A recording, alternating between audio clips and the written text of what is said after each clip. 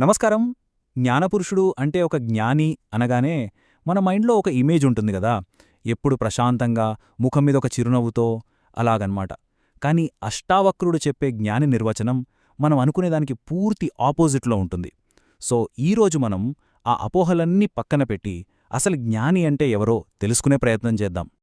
ఈ విశ్లేషణలో మనం ఏం చూడబోతున్నామంటే, ముందుగా జ్ఞాని గురించి మనకున్న అపోహలేంటి, అక్కడ్నుంచి అష్టావక్రుడి అసలు నిర్వచనమేంటి, వాళ్ల లోపలి ప్రపంచం ఎలా ఉంటుంది, లక్ష్యాలు లేకుండా ఎలా జీవిస్తారు, ఇంకా ఒక సాధారణ జీవితంలోనే అసాధారణమైన శాంతిని ఎలా పొందుతారు, ఇలాంటి విషయాలన్నీ స్టెప్ బై స్టెప్ చూద్దాం. పదండి, మొదలు పెడదాం.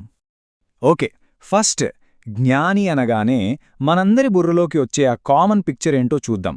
ఎందుకంటే మనం తెలుసుకోబోయే అసలు నిజానికి ఈ పైపై అవగాహనకు ఎంత తేడా ఉందో అప్పుడే అర్థమవుతుంది. మనం సాధారణంగా ఊహించుకునేది ఇదే కదా, ఎప్పుడూ ప్రశాంతంగా, ఎప్పుడూ చిరునవ్వుతో, చాలా సాఫ్ట్గా మాట్లాడే ఒక వ్యక్తి. ఎలాంటి సిచ్యువేషనొచ్చినా ఏమాత్రం చలించకుండా అలా స్థిరంగా ఉంటారని అనుకుంటాం. కానీ ఇది నిజానికి మనం మనసులో గీసుకున్న ఒక బొమ్మ మాత్రమే. అయితే అసలు పాయింట్ ఇక్కడే ఉంది. అష్టావక్రుడు చెప్పేది కూడా ఇదేనా? అందరూ అనుకుంటున్న ఈ ఇమేజికి అసలైన వాస్తవానికి ఏమైనా సంబంధం ఉందా? ఈ ప్రశ్నే మనల్ని అసలు సత్యం వైపు తీసుకెళ్తుంది. ఇక్కడే అసలు ట్విస్ట్ మొదలవుతుంది. అష్టావక్రుడు ఏం చెప్తాడంటే, ఒక వ్యక్తి బయట ఎలా ప్రవర్తిస్తున్నాడు అన్నదానికి అతని లోపల ఉండే శాంతికి అస్సలు సంబంధం లేదు. ఇది వినడానికే చాలా ఆశ్చర్యంగా ఉంది గదా. ఇందులో ఉన్న అసలైన వైరుధ్యం ఇదే అనమాట. నిజంగా స్వేచ్ఛ పొందిన వ్యక్తి బయటకు అన్ని రకాల ఎమోషన్స్ను చూపించవచ్చు, వాళ్ళు అరవచ్చు, గట్టిగా ఏడవచ్చు, కోప్పడచ్చు. కాని ఇదంతా పైపైనే. లోపల వాళ్ళ మనశ్శాంతి మాత్రం కొంచెం కూడా దెబ్బతినదు. వాళ్ళ అంతరంగం ఎప్పుడూ నిశ్చలంగా, ప్రశాంతంగానే ఉంటుంది. ఇంతకీ ఆ అంతర్గత శాంతికి ఒక ముఖ్య కారణం ఏంటంటే శూన్యదృష్టి. దీన్నే మనం సాక్షీభావం అని కూడా అంటాం. అంటే చూడటంలో ఒక రకమైన స్వేచ్ఛను అనుభవించటం. అదెలా ఉంటుందో ఇప్పుడు చూద్దాం. అంటే శూన్యదృష్టి అంటే సింపుల్గా చెప్పాలంటే, దేన్నైనా చూస్తున్నప్పుడు మనసులో ఏ రకమైన కామెంట్స్, జడ్జ్మెంట్స్ లేకుండా చూడటం. మన గతాన్ని, మన అభిప్రాయాల్ని పక్కనపెట్టి ఉన్నదాన్ని ఉన్నట్టుగా చూడగలగటమనమాట. ఈ పోలిక ఎంత బాగుందో చూడండి. ఒక చిన్న పిల్లాడి చూపులా లేదా ఒక జంతువు చూపులా. అవి చూస్తాయి అంతే.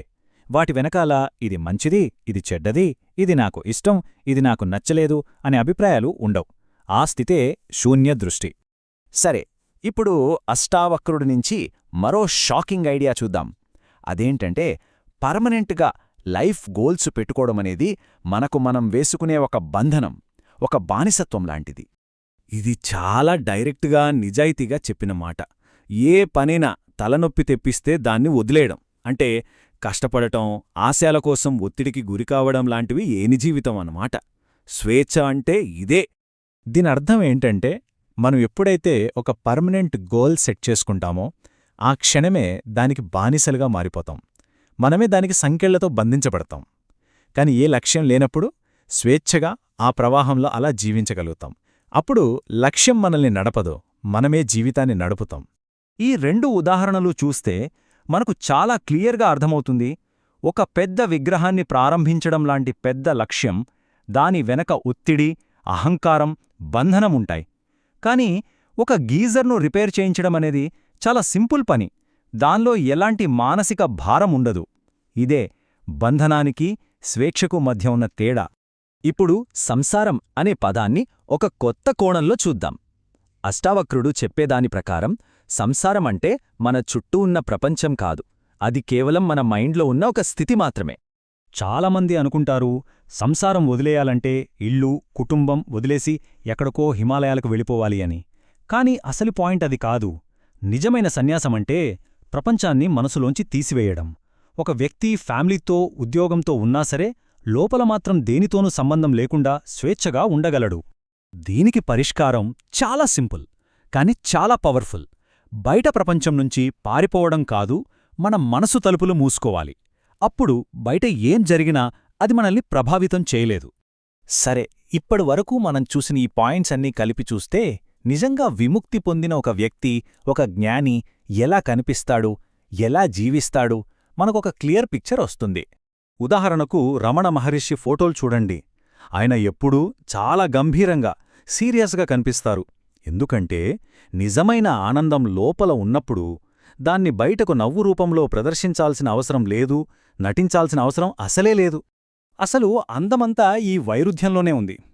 వాళ్ళు చాలా సాధారణమైన జీవితం గడుపుతారు. కొన్నిసార్లు తిట్టొచ్చు, తిట్లు తినొచ్చు, అన్ని ఎమోషన్స్ను ఫీలవుతారు. కాని ఇవన్నీ జరుగుతున్నా సరే లోపల మాత్రం ఎప్పటికీ కదిలించలేని ఒక ప్రగాఢమైన శాంతి ఉంటుంది. జీవితం అంటే ఏంటి? దీనికి ఇంతకన్నా సింపుల్, ఇంకా ఇంతకన్నా లోతైన నిర్వచనం బహుశా ఉండదేమో. ఎలాంటి కంప్లైంట్స్ లేకుండా ఉండటం అంటే ఏది ఎలా ఉంటే దాన్ని అలా యాక్సెప్ట్ చేయటమే పరిపూర్ణమైన జీవితం. ఈ ప్రశ్నతో ముగిద్దాం. ఒకవేళ మనం వెతుకుతున్న ఆ నిజమైన స్వేచ్ఛ ఏదో ఒక పర్ఫెక్ట్ స్టేజ్కి వెళ్లడం కాకుండా మనల్ని మనం మన లోపాలతో సహా పరిపూర్ణంగా మానవులుగా అంగీకరించడంలోనే ఉందేమో ఒకసారి ఆలోచించండి.